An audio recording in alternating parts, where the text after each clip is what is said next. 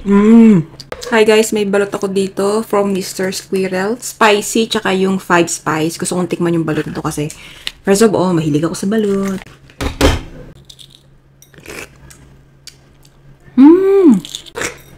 May flavor na nga. Hindi mo kailangan ng anong salt. Pwede suka.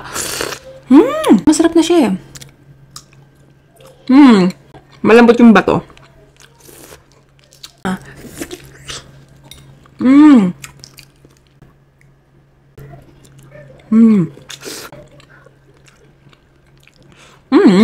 Honestly guys, hindi siya kasing lasa ng balot na nabibili natin sa labas.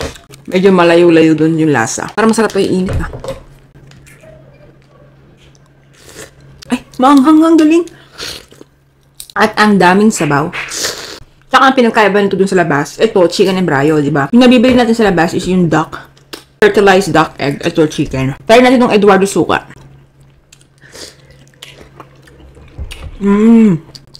Sarap talaga ng suka. Bagay.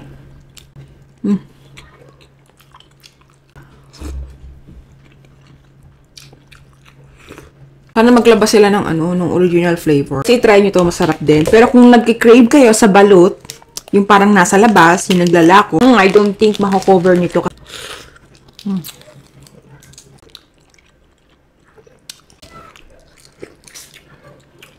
Alat na. Sarap suka.